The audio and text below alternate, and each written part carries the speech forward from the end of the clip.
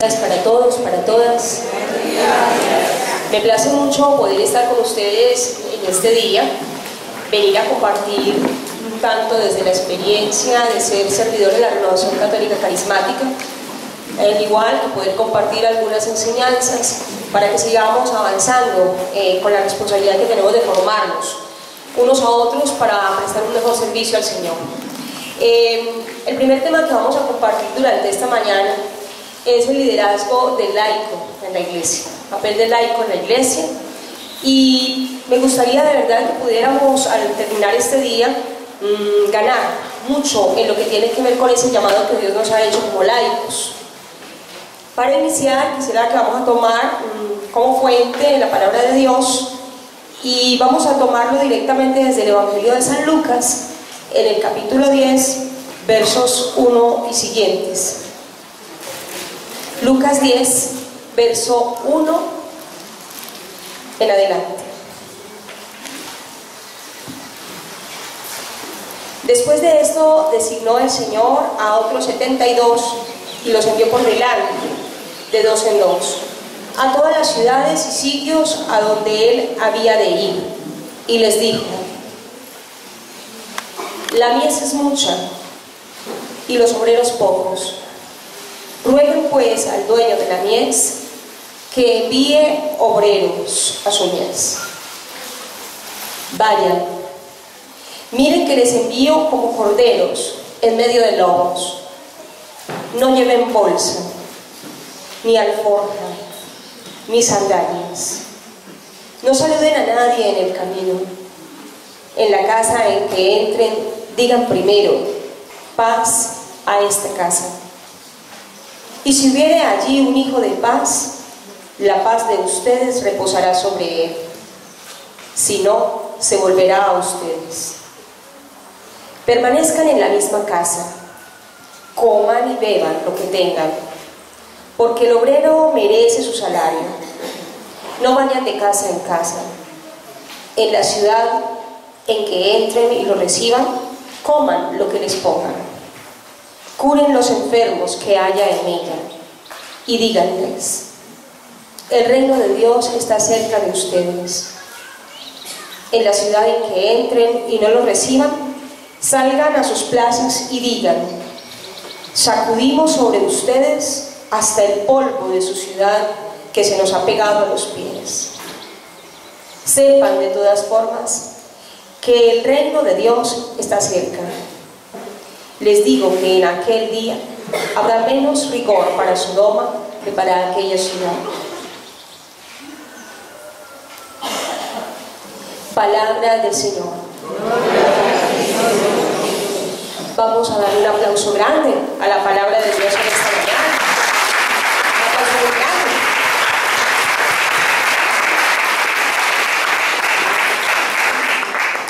Bueno, mis queridos hermanos en el Señor, este texto es un texto que a mí personalmente me encanta y me gusta mucho porque cuando empezamos a mirar en la palabra de Dios, en el Evangelio de Mateo, Marcos y Lucas, es el texto que aparece solamente en Lucas. Es decir, Lucas es el único de los 3 evangelios sinópticos. Ustedes saben que hablamos de evangelios sinópticos porque podemos hacer una sinopsis, ¿sí? Una lectura horizontal de los acontecimientos que narra cada uno de los evangelios. Para el caso puntual, este es un caso que no aparece ni en Mateo ni en Marcos. El evangelio o la misión que se le está dando en este momento a 72 discípulos es única en Lucas, y eso llama de manera particular la atención cuando entramos a mirar a qué se deberá. Entonces uno vuelve y retoma un poquito de dónde bebe la tradición de Mateo, de dónde bebe la tradición de Marcos y de dónde viene o cómo se da el evangelio desde San Lucas. Ustedes y yo sabemos ya que Mateo escribe a una comunidad de creyentes que ha surgido del judaísmo. Entonces Mateo escribe empleando una serie de pasajes propia para aquellos que han venido del judaísmo, que saben muy bien lo que es la ley, que saben muy bien lo que implica precisamente esa tradición que han recibido desde Moisés, y sí traerá unos pasajes particulares para hacerse comprender y hacer entender el Evangelio aquí a ese grupo que surge del judaísmo. Pero en el caso de San Lucas es diferente. San Lucas está escribiéndole a una comunidad que no ha surgido del judaísmo. San Lucas está escribiéndole a una comunidad cristiana que empieza a surgir del mundo externo, diferentes a los judíos, es decir, a todos los prosélitos, a todos los profanos, a los jerosolimitantes, dirán algunos, es decir, esos grupos que no eran judíos, que no habían sido circuncidados, que no habían conocido la ley, que no habían escuchado hablar de los profetas, que no tenían precisamente toda esa ley mosaica ni la Torá en su formación religiosa. De ahí entonces que mirar este texto que acabamos de leer en el marco del Evangelio de San Lucas es de particular importancia, porque esa visión de los 72 muestra para el evangelista una nueva comprensión del mandato de misión que tienen aquellos que conocen a Jesús. Y si bien es cierto el Evangelio de San Mateo, el Evangelio de San Marcos nos hablará entonces de los 12, para San Lucas la misión no se circunscribe solamente al grupo de 12. Hoy habla de una misión para un grupo de 72. Y cuando nosotros entramos a mirar la diferencia entre la misión que reciben los 12 y la misión de los 72, ustedes y yo por evangelio, por formación, sabemos que en la Sagrada Escritura los números no siempre son cantidad, que también en la Sagrada Escritura los números son un simbolismo. Cuando hablamos de 12 pueden ser más de 12, cuando hablamos de 72 pueden ser más de 72, no necesariamente pueden ser cantidad. Recordemos por ejemplo las 12 tribus de Jacob, referidas a cada uno de los 12 hijos de Jacob, pero sabemos muy claro que Jacob tuvo 13 hijos y que aquella mujer era una hija pero no cuenta entre los 12, sí, por aquello de la cultura androgénica donde todo es en la línea del hombre, muy propia del judío. Pero bien, los 12 significan elección, los elegidos, esa comunidad que recibió el Evangelio directamente a viva voz de Jesús, esa comunidad que recibió inicialmente un mandato misionero: vayan y hagan discípulos míos a todas las naciones. Pero en este caso puntual, ahora el mandato no lo reciben solamente 12, el mandato ha extendido precisamente las barreras de esa comunidad inicial, de esa comunidad fundante, y ahora el mandato es mucho más exigente y mucho más englobante. Ahora le habla a 72. Y cuando entramos a mirar el significado del 72 en la Biblia, encontramos precisamente que aquí no es un simbolismo, no es un número que indique cantidad, es un simbolismo. Y este texto va íntimamente conectado con el capítulo 10 del Génesis. Cuando entramos a mirar Génesis 10, se nos habla de las tribus que quedaron sobre la tierra después del diluvio. Cuando llega el diluvio y lava toda la faz de la tierra, se dice que la tierra que queda es repoblada por una serie de tribus, las únicas que quedan, y empiezan la serie de nombres, es una secuencia de nombres. Y cuando miramos y empezamos a contarlas, aparecen exactamente 72 tribus. Es decir, que el 72 del libro de esta misión, en el marco de la misión, y los 72 del libro del Génesis están íntimamente relacionados. 72 implica todo el orden. 72 implica toda la población que habita la tierra, el pueblo que habita la tierra, la totalidad que habitó la tierra. De ahí entonces que el Evangelio de San Lucas, en este hombre, un médico que escribe para cristianos que han surgido del mundo profano, griego, diferente al mundo judío, tiene una comprensión de que la misión es para todos. Todos y todas quienes han conocido a Jesús reciben una misión. ¿Y cuál es la misión? Anunciarlo. Entonces vas a coger a esa persona que está ahí al lado, vas a mirarla a los ojos y a él, Esa misión es para ti. Mira, es para ti. Has recibido un mandato misionero. Vaya, denle una movidita, que es que hay muchos por ahí roncando todavía en la evangelización. No falta el laico dormido. Hay una movidita ahí, despega. ¿Sí? Hay que salir a anunciar, porque la mies es mucha. Hay demasiado trabajo y muy pocos servidores. Y precisamente, mis queridos compañeros laicos y laicas como yo, este texto nos tiene que ubicar a todos de cara a lo que estamos haciendo en nuestra vida como creyentes. Es imposible conocer a Jesucristo y no comprometerse con la misión. Es imposible.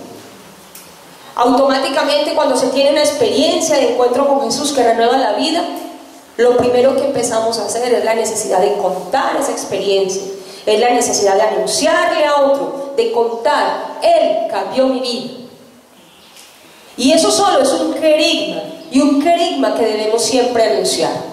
No en vano San Pablo le decía a sus comunidades: ¡ay de mí si no anuncio el Evangelio! Vas a repetirlo, di: ¡ay de mí si no anuncio el Evangelio! Y vas a mover a la persona, el esposo, la esposa, el compañero, a ese chico que tienes ahí: ¡ay de ti!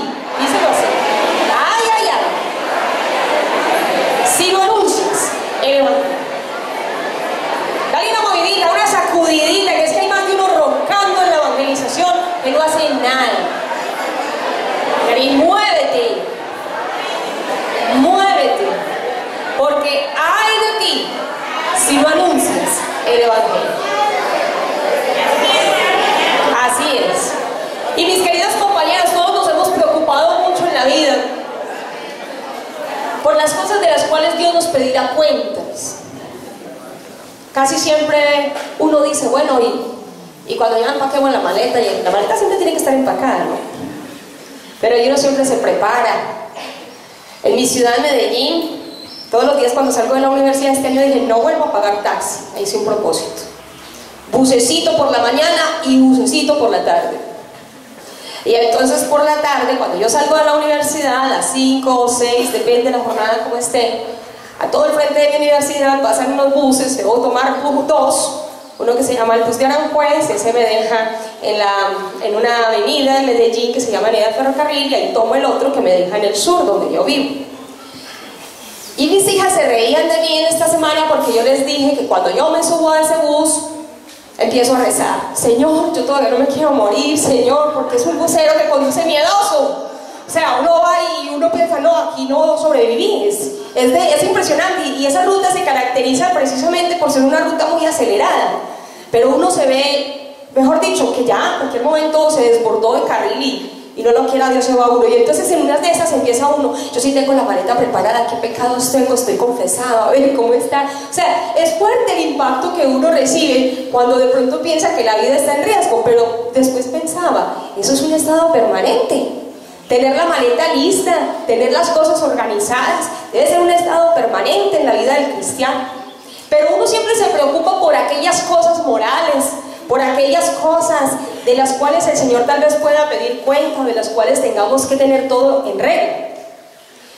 Pero y aquella exigencia de la evangelización: ¿a cuántos anunciaste el Evangelio? ¿Cuál fue tu compromiso con la evangelización? ¿Qué tanto has entregado tu vida al servicio del Señor? Es la pregunta que hoy todos nosotros debemos hacer. Y mucho más cuando hay un conocimiento de Dios. Cuando se conoce, debemos anunciarlo. Por eso el gran afán de San Pablo a todas sus comunidades era hacer de ellas comunidades misioneras, comunidades comprometidas, comunidades evangelizadoras, comunidades que no tuvieran miedo, comunidades abiertas, comunidades de donde brotara el Evangelio para todas las naciones. Y yo quisiera, mis queridos compañeros, hermanos en la fe, que reflexionáramos un poquito en torno al origen de este mandato. No solamente una misión a 72, que somos todos, tú y yo, sino también una misión que hemos recibido por el bautismo. Hay un pasaje en el Evangelio, perdón, en la primera carta de San Juan, en el capítulo 5.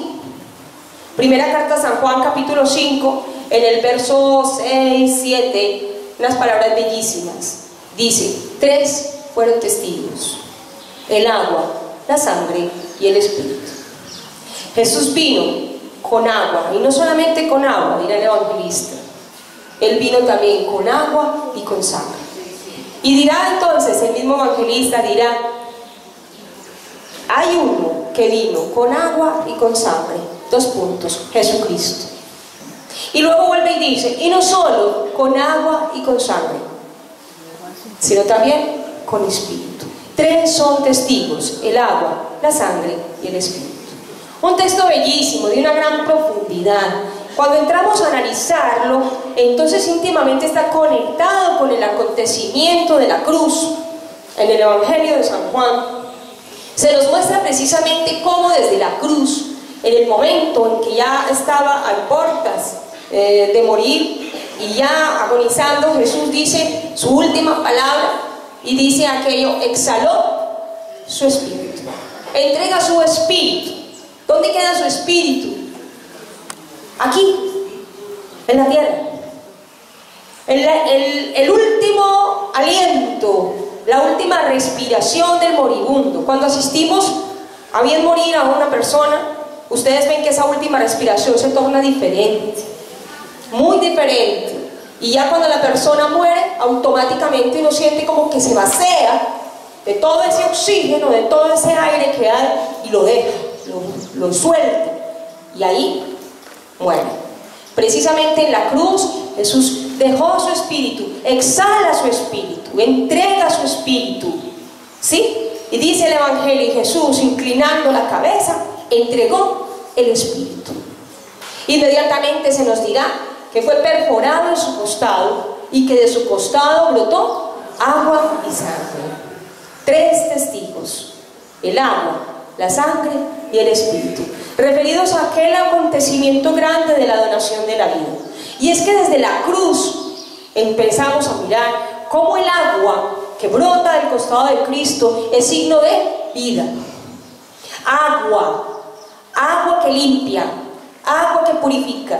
Sin el agua no hay vida, dependemos del agua. Sangre que da vida. La sangre es símbolo de la existencia. Sin la sangre no hay vida. Y el espíritu signo de vida. Sin espíritu no hay vida. Somos cadáveres. Así entonces empezamos a mirar que desde el costado de Cristo en la cruz surgió también el agua del bautismo, la sangre de la Eucaristía y el espíritu del resucitado que se queda en medio de nosotros. Bautismo y Eucaristía. Iglesia. La iglesia brota del costado de Cristo.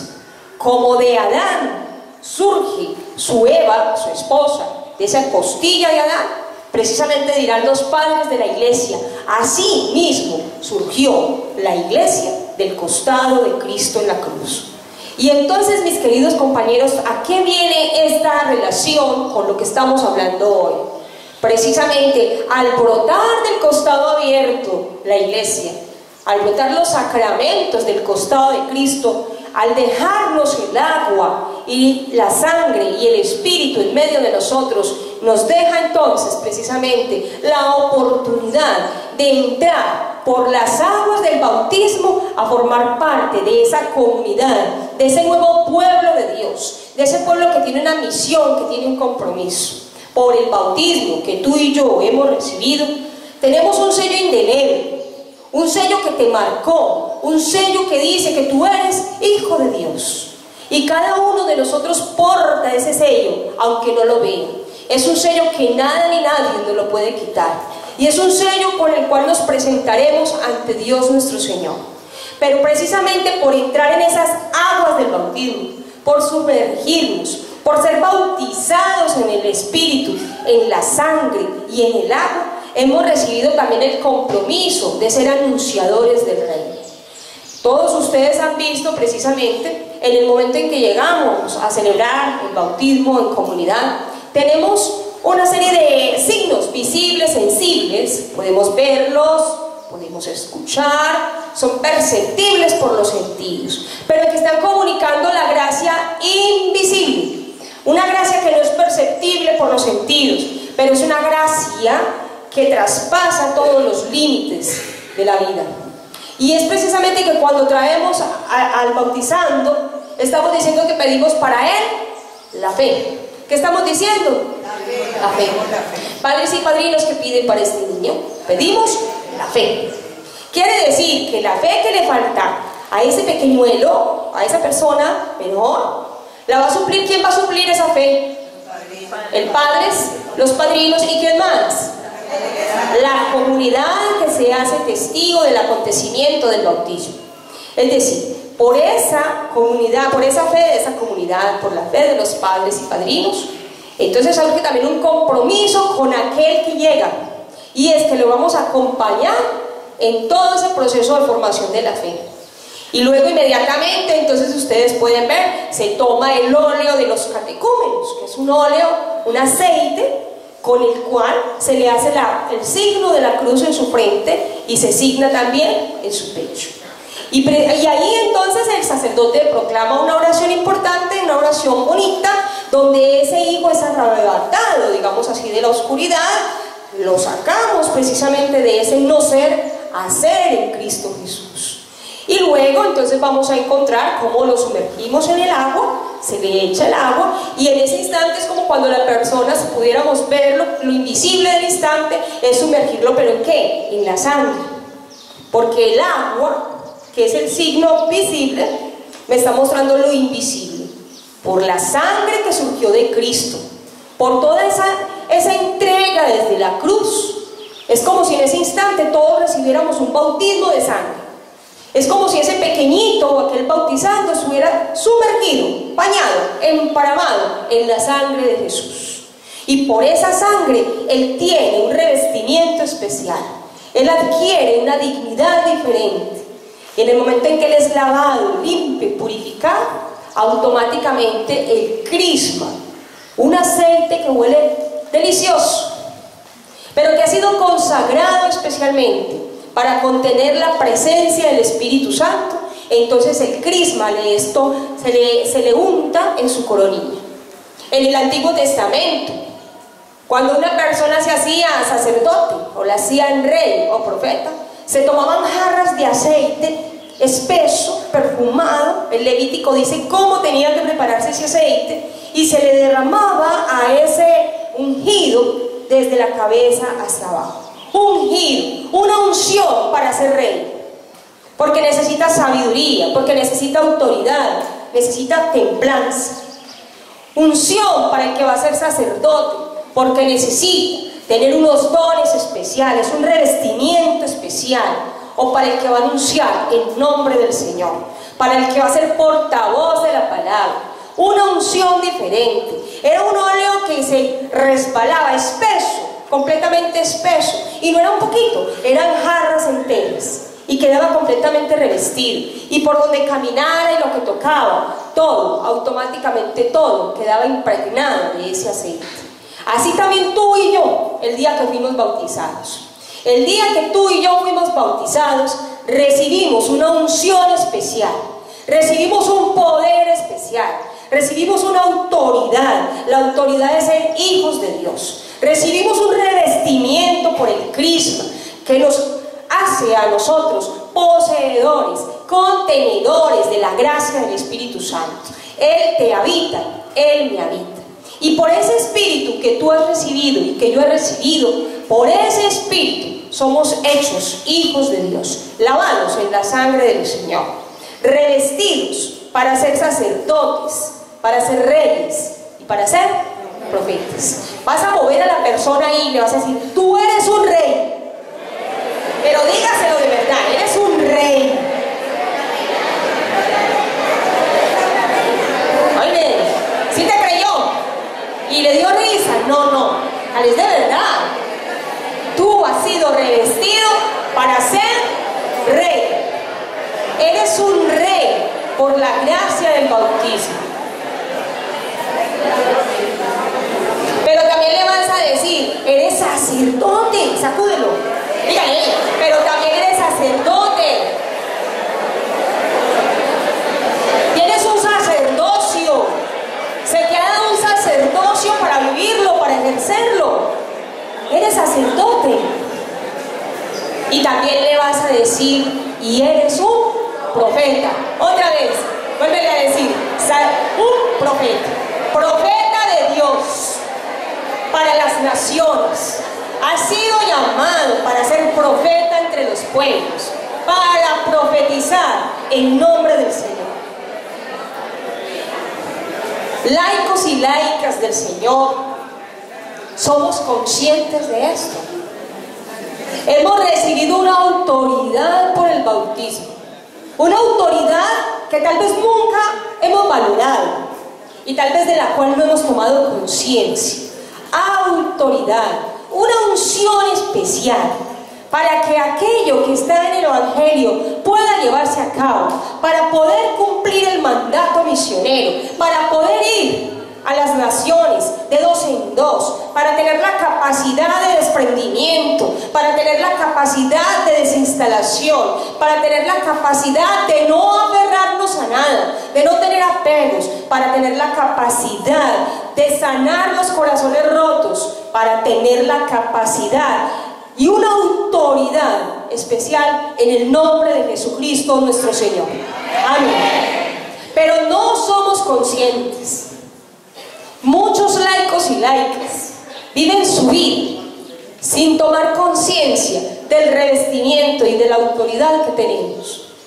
Reyes, laicos para ser reyes.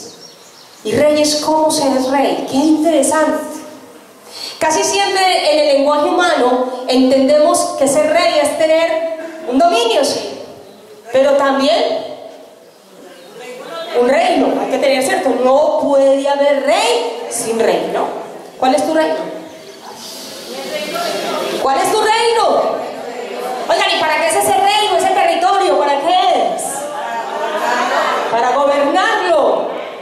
Se nos da un reinado, se nos hace reyes para tener capacidad de gobierno, capacidad de autoridad, y se nos da un territorio. Vea, este es un territorio. Domine su territorio. Rey y reinas del Señor, ¿o no? Bueno, ¿quiénes son reyes aquí? Pues levanten la mano. Ok. ¿Y reinas? Ok, jóvenes. Miren, ¿y dónde está ese territorio? ¿Cuál será ese territorio? ¿Ustedes qué dicen? Estamos mirando muy allá, miramos más acá. ¿Cuál será? Eso, vea, toque, se vean. Vea, este es el territorio. Sí, este es el territorio. ¿Quién es capaz de dominar su mente, sus palabras, sus sentimientos, sus impulsos, sus emociones? Todo aquello que le es contrario a la voluntad de Dios es un rey. Nada más difícil que dominar este territorio. Y no digo solamente cuerpo, hablo de todo lo que somos nosotros. Las palabras, los impulsos, los sentimientos, las iras. Aquí hay de todo. Hay guerrilla, hay paramilitares, hay milicias, hay grupos armados. Es una selva. A veces amanecemos bien, otras veces como una tatacoa. Hay de todo. Y es que el dominio y la autoridad del laico está precisamente en que su vida deba también mostrar una coherencia y una correspondencia, ¿sí?, con ese evangelio. Y para eso implica ¿qué? Dominio, control, mucho control, autocontrol. Y ya teniendo control, aquí empieza ya a darse una autoridad que se va extendiendo, pero una autoridad por el testimonio, una autoridad por la coherencia, una autoridad por el estilo de vida. Pero también reyes, porque se nos da la capacidad de servir. Laicos y laicas del Señor, reyes para dominar nuestras pasiones, reyes para controlar los impulsos, reyes para ejercer autoridad y dominio sobre aquello que no me permite vivir como hijo de Dios. Pero reyes también para servir. ¿Tú eres un rey para qué? Para servir. Contrario al concepto de rey del mundo, donde el rey es aquel que merece servicio, los reyes y reinas del Señor somos servidores y servidores. Nos caracterizamos por una actitud de servicio. Segundo, vamos a pensar, sacerdote, sacerdotisas. ¿Dónde están las sacerdotisas del Señor? ¿Hay sacerdotisas? Claro. Por eso estoy yo con este micrófono aquí. Por eso están ustedes ahí. Sacerdotes del Señor. ¿Dónde están los sacerdotes? Varones del Señor. Levanten la mano sin miedo. Sacerdotes, ve que el Señor la levantó, dígale, hey, levanta la mano. Tú eres un sacerdote del Señor. Y es que tenemos entonces un sacerdocio bautismal. Miren qué lindo. Podríamos hablar entonces de categorías sacerdotales, de rangos sacerdotales. Todos, absolutamente todos los bautizados, hemos recibido un sacerdocio bautismal. Y ya nuestros ministros ordenados pues reciben un sacerdocio ordenado, ¿sí? Superior al nuestro. Pero todos nosotros, y ahí me encanta esta parte, me encanta cuando entramos a profundizar qué implica ser un sacerdote bautismal.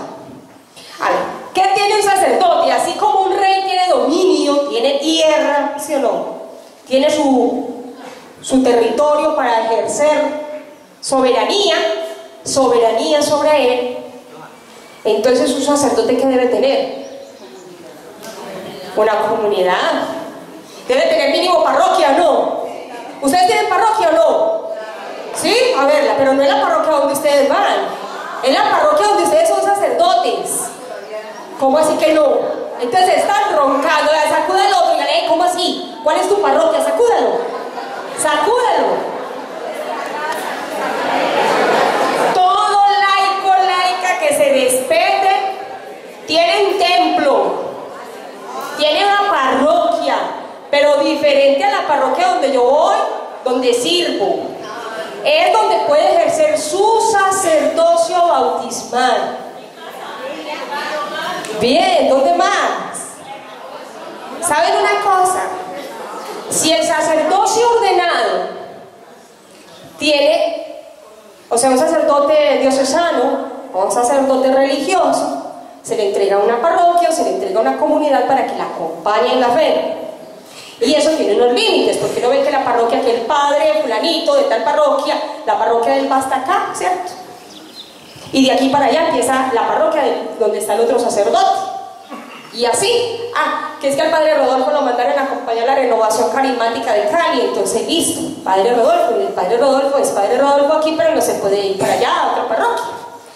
Pues laicos y laicas del Señor, si en el sacerdocio ordenado hay unos límites de las parroquias o de las comunidades, en el tuyo y en el mío no hay límite. No lo hay. Porque ¿sabes cuál es tu templo?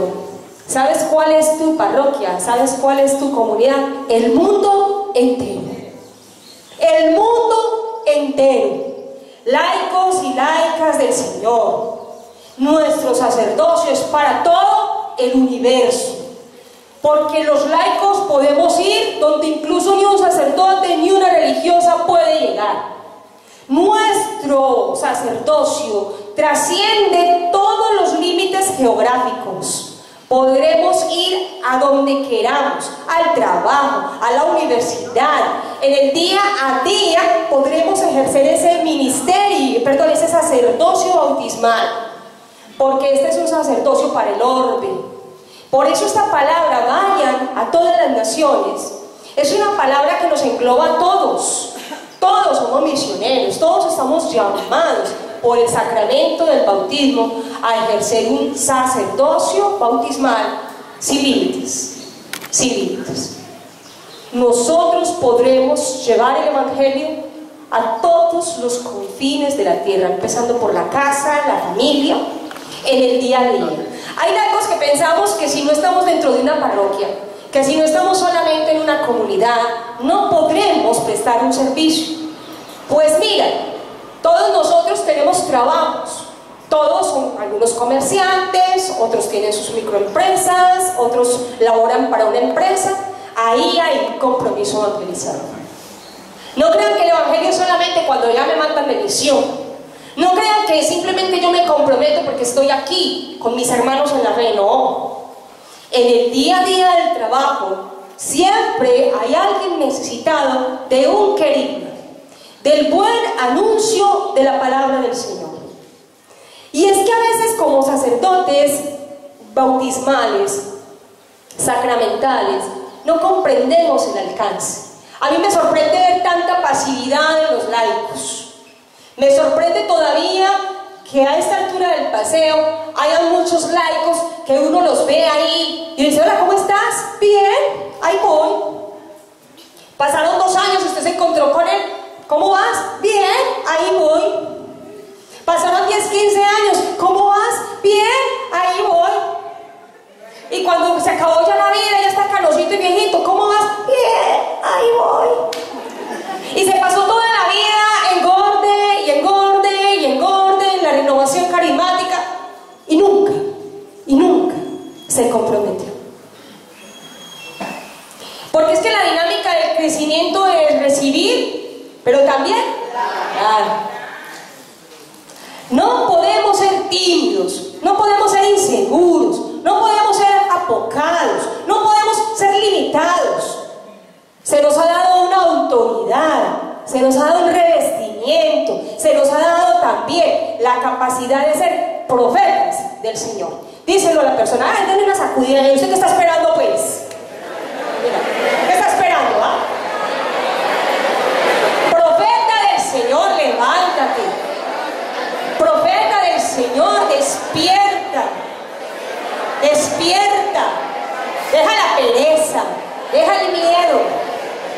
Profeta del Señor, porque hoy necesitamos laicos y laicas seguros, convencidos de la misión que tenemos por el bautismo. Ni siquiera porque el Padre te llamó, el sacerdote te llamó, ni siquiera porque una comunidad te lo está pidiendo. Es una obligación anunciar el evangelio por el sacramento del bautismo que tú y yo hemos recibido. ¡Ay de mí si no anuncio el evangelio! Es un derecho y es una obligación anunciar el evangelio. Laicos y laicas. Hace algunos años me fui para Honduras. Íbamos a un encuentro latinoamericano y iban 3 sacerdotes. Entonces, antes del congreso decidimos irnos a visitar las ruinas de Copán. Y salíamos entre San Pedro Sula y ya la frontera con Guatemala. Y entonces el sacerdote le prestaron un carro. Una servidora de la renovación allá tenía un carro muy bonito, blindado así como de vidrios oscuros. Y entonces iban 4 sacerdotes, íbamos 3 mujeres atrás. Íbamos hasta de pantalón aquí pues medio cortico, porque íbamos de paseo, llevábamos nuestros sombreros bien decoraditas, así como somos las mujeres, creídas. Y entonces íbamos en la parte de atrás, y cuando íbamos cruzando ya íbamos llegando a Copán, o sea, estábamos muy cerca de la frontera, había un retén de las fuerzas de allá, pues militares, y entonces detuvieron el carro. Y se acerca uno de los oficiales y dice: bueno, ¿ustedes quiénes son? Somos colombianos. Ah, decir colombianos. ¿Colombianos? ¿Y para dónde van? No, vamos aquí a visitar las ruinas de Copán, estamos de turistas. Ah, ¿y ustedes quiénes son? Ah, no, nosotros somos sacerdotes, muéstrenme sus credenciales. Entonces ellos sacaron sus tarjetas, las miró, listo. ¿Y ellas quiénes son? Entonces los padres dijeron: ellas son laicas.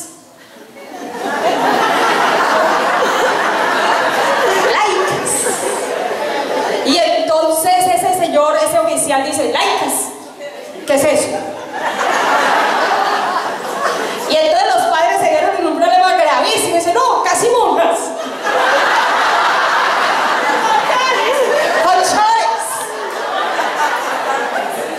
Y entonces ellos casi monjas: ah, sigan. Así, pero todo el tiempo nos reímos. Casi monjas. O sea, no entendemos a veces el significado de la palabra laico, laica. A veces uno en la universidad como académico se le acerca más de un compañero, ¿viste? ¿Qué es eso de laico? ¿Qué es eso de ser laica? Incluso yo recuerdo a uno de nuestros sacerdotes nos decía, eso es laica, suena como la perrita, ahí, laica, laica. Pero es que ser laico, ser laica, es una gracia recibida por el bautismo que me hace hijo de Dios. Pero bueno, nos queda claro hasta ahí. Vámonos a otro momento importante. Entonces ya lo miramos desde la palabra de Dios. Es una obligación, es un mandato, es un imperativo. Vayan. El llamado no es a quedarnos quietos. El llamado no es a pararnos. Vamos a levantarnos de la silla. Servidores y servidoras carismáticas, católicas carismáticos. A veces estamos en la renovación y nos quedamos como ahí, sentados.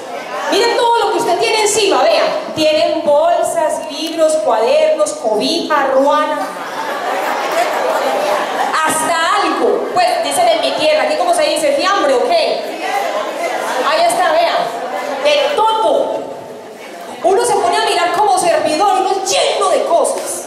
A mí me gozaban mis compañeros sacerdotes cuando íbamos a los encuentros carismáticos. Yo salía con un escaparate de la casa.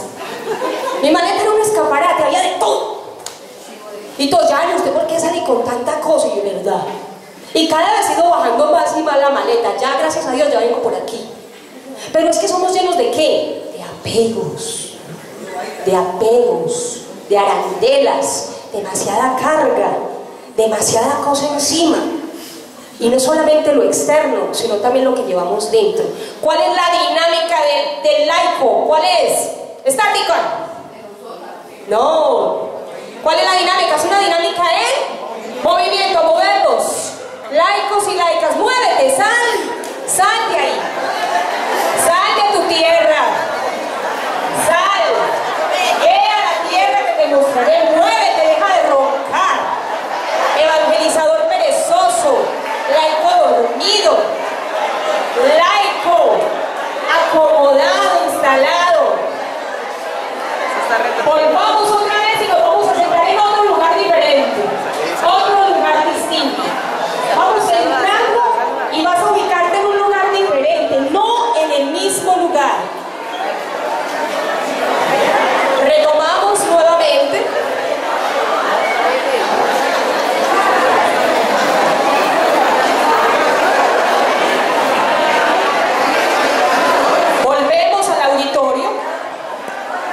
Y nos sentamos en un lugar distinto, diferente.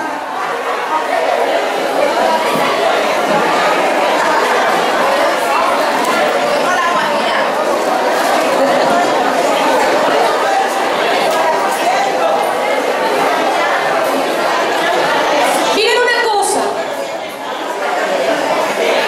cuánta enseñanza nos dejó este pequeño desplazamiento. Y si nos vamos a sentar en un lugar diferente, nos da más trabajo todavía.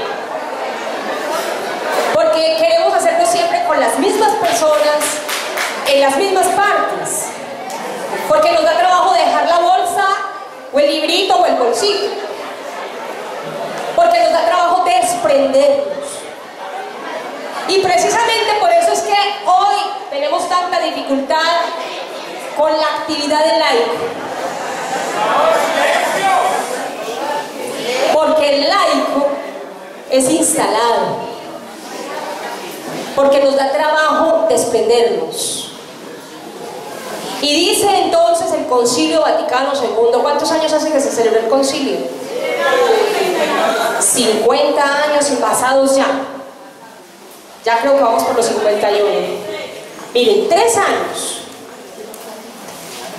La iglesia estaba viviendo un momento complejo. El momento del ateísmo, el momento de la sospecha, el momento donde la filosofía le había dado muerte a Dios, el momento donde todo entra en el relativismo, donde la verdad, ya nadie sabe cuál es la verdad, ni quién tiene la verdad. Y entonces el mundo estaba en crisis, una crisis fuerte, en un contexto donde ya la cristiandad no estaba en la cúspide, y donde habría que volver a replantear la manera de llevar el Evangelio, de cómo dialogar con el mundo. Y es entonces donde el Papa Juan XXIII, cuando llega, tuvo grandes dificultades y para citar el concilio, de hecho sorprendió a la curia romana, convocando un concilio casi que en un tiempo demasiado corto. Eso levantó fuertes suspicacias entre la curia de Roma, pero también recibió un gran apoyo de Radio Vaticano y de toda la comunidad del mundo entero cuando el Papa llamaba a un concilio.